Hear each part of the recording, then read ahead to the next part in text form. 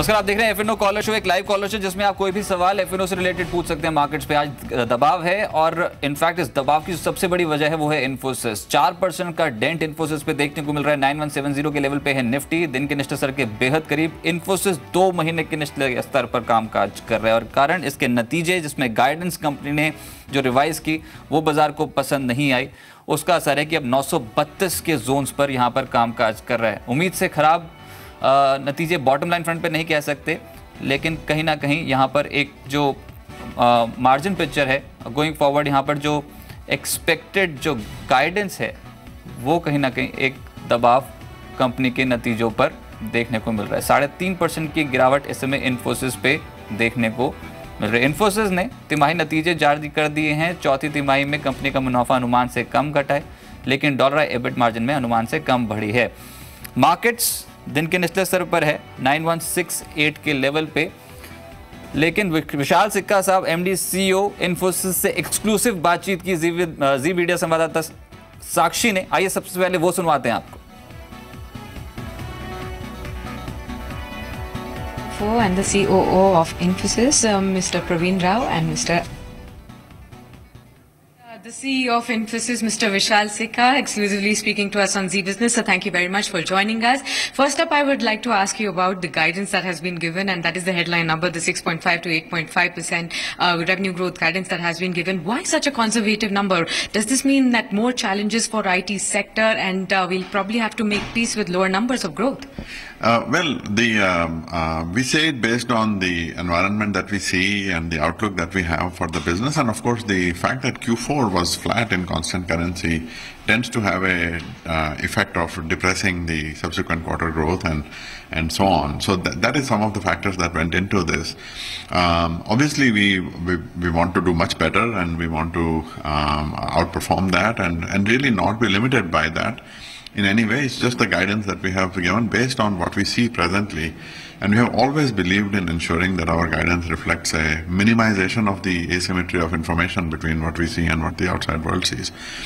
Having said that, in the second half of the year, our software business, software as a service, subscriptions and so forth, which are not seasonal in nature, unlike the services business. So I believe that will have a compensating effect on the second half of the year. And of course, as the year goes by, we'll have better visibility and we'll see where we end up. So there was some bit of caution in your tone this time when you mentioned about the unanticipated execution challenges. What are some of these challenges, if you could elaborate on that, and especially whether they were internal or external challenges? What kind of challenges are these? Well, internally we have done an extraordinary job of operational efficiency and getting the costs under control. We have maintained our margin at 24.7 despite the lower revenue trajectory through a very intense focus on cost, on automation. We achieved our growth with only 3.3% employee addition, and which means that revenue per employee has gone up despite all of this. So these are all positive signs from an execution point of view. What I meant by the challenges and the distraction is obviously, the overall environment around us continues to be one in which we have to really ensure that our offerings are competitive, that deliver value to clients, that we are transforming our business towards the newer services, the newer software and so on, and bringing automation and AI to the more commoditizing part of our business. So all this continues to be, this kind of a transformation. It's a very deep-rooted transformation that we are carrying out, and this itself is not an easy one. And then on top of that, the geopolitical environment and so forth. And then of course over the course of the last year, and especially in the last quarter, there have been a lot of distractions with the media and public disputes and so forth, and those always take away attention, and it's not a good thing. But my view is that we have to do our job despite all of that, and we have to continue to make sure that we continue to deliver and execute on the company's priority. The company is bigger than any one of us, and we have to continue to focus on that. And especially the new appointed co-chairman this time, what will be his role this time? Has it been this new appointment which is away from the tradition? Is this because we need faster executions, or more where the challenges are coming right now? No. See, the board's role is governance. It is the management's, the strategy and the strategy execution and operations is the management's responsibility. So this is a very clear separation in this front. And I have had a very strong working relationship with Sesh, and Ravi has been on our board since before I started, so my entire tenure here at Infosys, Ravi has been with us, and I love working with him. So I'm looking forward to working together. But otherwise, I don't think it makes a significant difference otherwise. Right. So rupee has shown some significant strength this quarter. What do you feel the trajectory of rupee will be going forward, and will that cause some further pressure on margins going forward, as it is the band which has been given is quite lower on the lower band? You never know. I mean, there has been a tremendous amount of volatility in the last few quarters, and it would be completely wrong for me to speculate on where it will go. From a modeling perspective.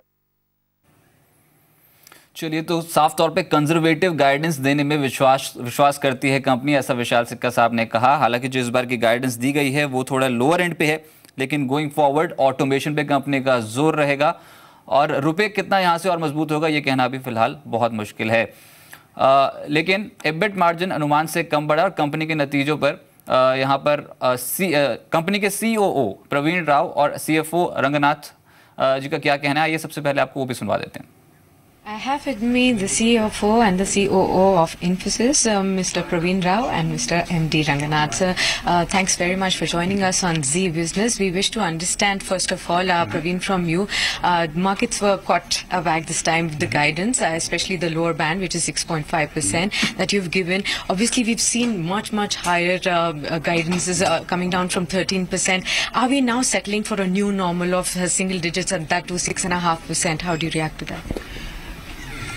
I mean, as we have always said consistently, guidance is based on the kind of visibility we have and what we see, and based on what we see today in the market, and with some of the uncertainties, we feel that 6.5 to 8.5 is where we see the range at this point of time. And like ever, I mean, our endeavor is to continue to focus on driving growth, adding value, and other thing, and over the quarters, if things change, we'll be more than happy to relook at the guidance. But at present, the way we stand, looking at the current visibility that we have, I mean, that's where we believe is the right number. Right, and certainly challenges over there also coming upon the margin front. The band that you've given, 23 to 25% band, is also somewhere disappointing. So what do you have to say? Was there a cross-currency tailwind not enough to help out the margins this time around, and rupee appreciated a little too much that you had to come down to this level?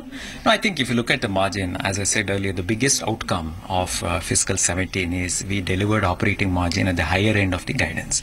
Let's say 24 to 25 consistently over several quarters.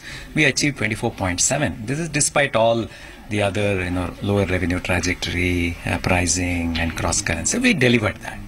So that was possible primarily because a relentless focus on operational efficiency, whether utilization, which is a 10-year high in Q4, or on subcon expenses, or on site, and so on and so forth. We will continue that. So this year we have broadened the margin guidance, which is 23 to 25. And we will continue. We have some more levers in operational efficiency. We would like to optimize them further.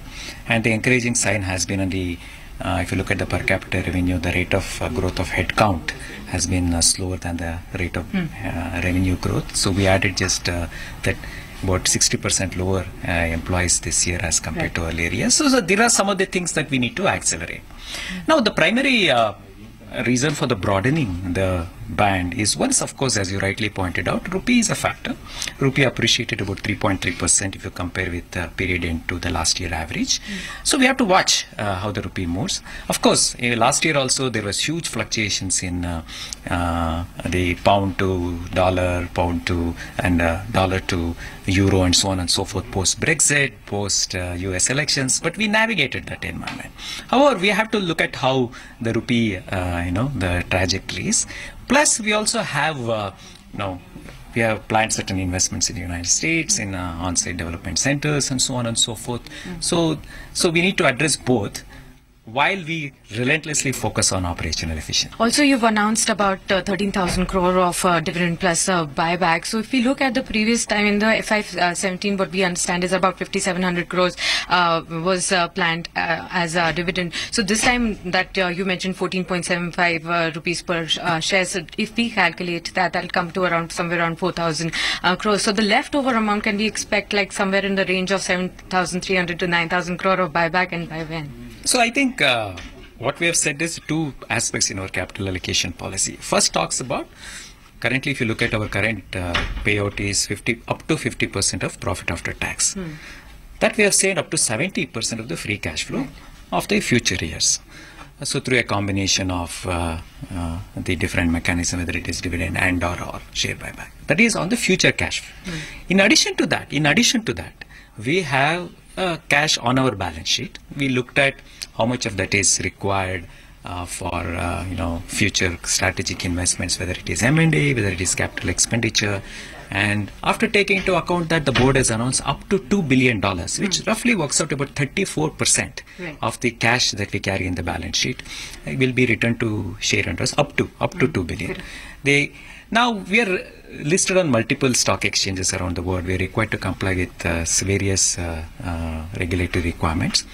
So I think the exact mechanism will be determined based on, after we comply with those regulatory requirements. And the timeline, the board has clearly said up to $2 billion in financial year 2018.